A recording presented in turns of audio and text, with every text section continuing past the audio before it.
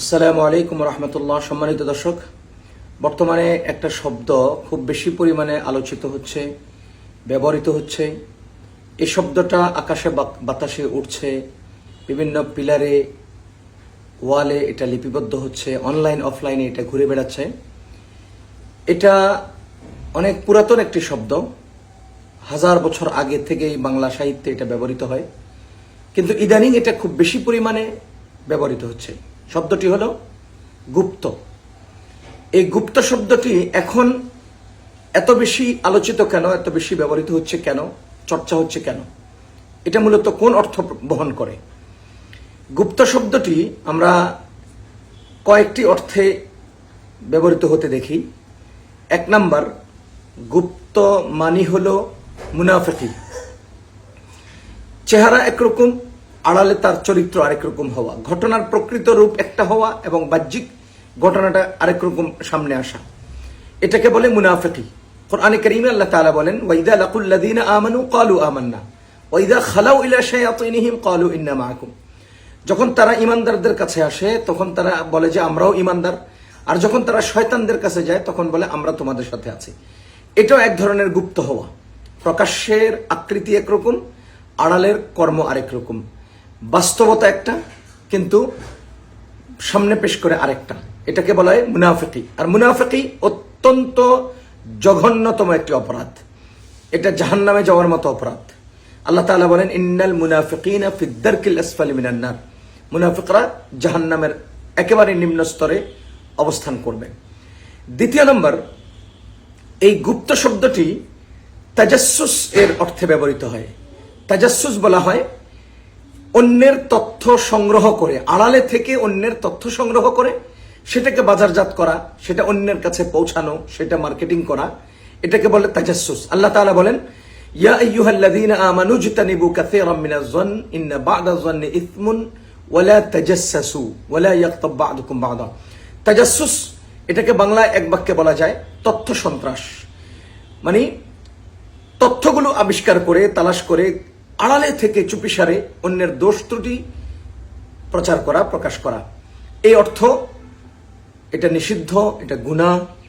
আল্লাহ তাআলার পক্ষ থেকে এরকম গুপ্ত বৃত্তি করা, গুপ্তভাবে তথ্য সন্ত্রাস করা, এটাও হারাম, এটাও জাহান্নামে যাওয়ার উপকরণ। এই দুটা গুপ্ত অর্থ অবশ্যই অপরাধ। 3 নাম্বার আরেকটা অর্থ ব্যবহৃত হয়, সেটা হলো আত্মগোপন। গোপনে যাওয়া, গোপনে থাকা। তার মানে প্রতিপক্ষের চোখ ফাঁকি দিয়ে, প্রতিপক্ষের আড়ালে নিজেকে রক্ষা করা, অথবা যুদ্ধ পরিস্থিতিতে বিপরীত পক্ষের অবস্থানটা তুলে এনে সুকৌশলে তাদেরকে পরাজিত করার অথবা নিজেদেরকে রক্ষা করার একটা কৌশল অবলম্বন করা। এটাও এক ধরনের গুপ্ত হওয়া। এটাকে আমরা সহজভাবে বলতে পারি গোয়েন্দাগিরি। বাংলাদেশে ডিবি থেকে শুরু করে বিভিন্ন ধরনের গোয়েন্দা বিভাগ রয়েছে। আন্তর্জাতিকভাবে সব দেশে গোয়েন্দা রয়েছে। সবাই কিন্তু গুপ্তভাবেই এই তথ্য তালাশ করে, গুপ্তভাবেই রিপোর্ট কালেকশন করে এবং গুপ্ত থেকেই এ সমস্ত রিপোর্টের ভিত্তিতে দেশ পরিচালনার চেষ্টা করে। আগে থেকেই রিপোর্ট কালেকশন করে তার বিপরীতে অ্যাকশন রিঅ্যাকশনে যায়। এটা গোয়েন্দাগিরি আমরা বলতে পারি। এটা রাষ্ট্রীয়ভাবে বৈধ, এটা শরআনও বৈধ। ইসলাম এ সমস্ত আত্মগোপনে যাওয়া, সুকৌশলে যুদ্ধের বিভিন্ন প্ল্যান তৈরি করা। হাদিস শরীফ আসছে, রাসূল করিম সাল্লাল্লাহু আলাইহি ওয়াসাল্লাম বলেন, আল হারবু খিদাতুন, মানে যুদ্ধ হলো কৌশলের নাম। হযরত রাসূল করিম সাল্লাল্লাহু আলাইহি ওয়াসাল্লাম তাবুকের যুদ্ধে আব্দুল্লাহ ইবনে আব্বাস রাদিয়াল্লাহু তাআলা আনহুকে আবু সুফিয়ানের দলে পাঠিয়েছিলেন, তাবুকের ওই পারে পাঠিয়েছিলেন। এরপরে তো ওখানে আল্লাহ তাআলা এক বিশেষ ফোর্স দিয়ে তাদেরকে পরাজিত করেছেন, মুসলমানদেরকে বিজয় দান করেছেন। এটা লম্বা ইতিহাস। তাহলে এভাবে পরিচয় আড়াল করে ওদের অবস্থান তালাশ করা, ওটার সম্পর্কে অবগত হওয়ার চেষ্টা করা, এরপরে বিভিন্ন কৌশলে আমরা দেখেছি যে আত্মগোপনে যাওয়া বা গোপনভাবে প্রতিপক্ষকে সুকৌশলে পরাজিত করার চেষ্টা করা, এগুলো দোষ নয়। এটা মুনাফিকিও নয়, এটা তাজাসসুসও নয়, বরং তো এটা যুদ্ধ কৌশল, রাষ্ট্র পরিচালনা কৌশল।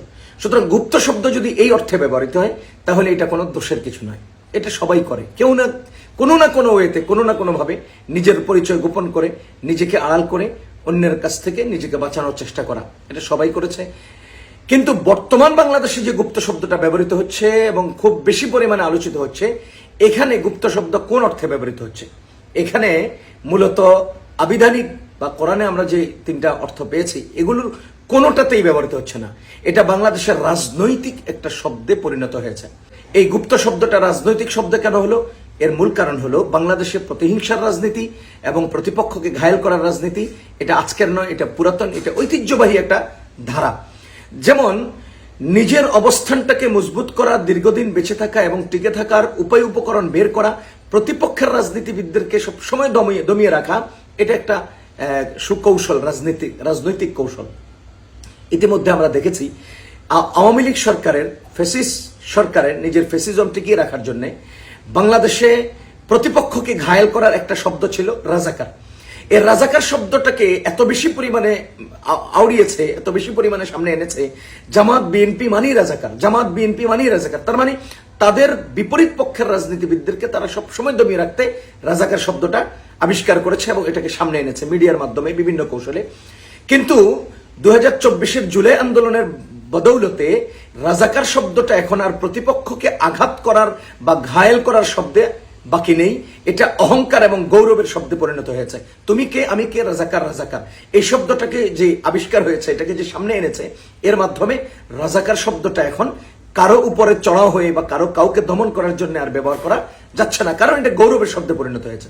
এখন চলমান রাজনীতিতে আমরা বিপরীত পক্ষকে, প্রতিপক্ষকে আঘাত করে দমিয়ে রাখার জন্য একটা শব্দের প্রয়োজন আছে। আর এই শব্দটা কি? এই শব্দটা আবিষ্কার করেছে গুপ্ত। ওই শব্দটাই ব্যবহার করছে গুপ্ত রাজনীতি। বিপরীত পক্ষকে গুপ্ত গুপ্ত বলে বলে আঘাত করার চেষ্টা করা হচ্ছে। এদিকে জঙ্গি জঙ্গি জঙ্গি জঙ্গি করেছে, এখন নতুন শব্দ এনেছে মব। এই মব শব্দ দিয়ে জঙ্গি সমর্থবোধক অর্থে এটা ব্যবহার করছে, আর রাজাকারের বিপরীতে গুপ্ত শব্দটা ব্যবহার হচ্ছে। মূলত এটা রাজনৈতিক অবস্থান ধরে রাখা, নিজেদের অস্তিত্বকে টিকিয়ে রাখা, প্রতিপক্ষের উত্থানকে দমন করা এবং প্রতিপক্ষকে ঘায়েল করা, এসব কিছুর কারণে এই শব্দগুলো আবিষ্কার হয়েছে। বাংলাদেশে গুপ্ত শব্দ না আবিধানিক শব্দ, না কোরআনে বর্ণিত সে তাজাসসুস বা নেফাক, এগুলো কোনো অর্থে ব্যবহৃত হচ্ছে না, বরঞ্চ এটা রাজনৈতিক এবং প্রতিহিংসামূলক রাজনীতির শব্দ। প্রতিপক্ষকে আঘাত করার জন্য এই শব্দটা আবিষ্কার করা হয়েছে। আমরা চাই এরকম প্রতিহিংসার রাজনীতির চর্চা বাংলাদেশে বন্ধ হোক। আল্লাহ তাআলা এই দেশকে, দেশের জনগণকে, দেশের মাটি ও মানুষকে সমস্ত চক্রান্ত, সমস্ত প্রতিহিংসামূলক রাজনৈতিক এই আক্রমণ থেকে রক্ষা করুন, হেফাজত করুন। আসসালামু আলাইকুম ওয়া রাহমাতুল্লাহ।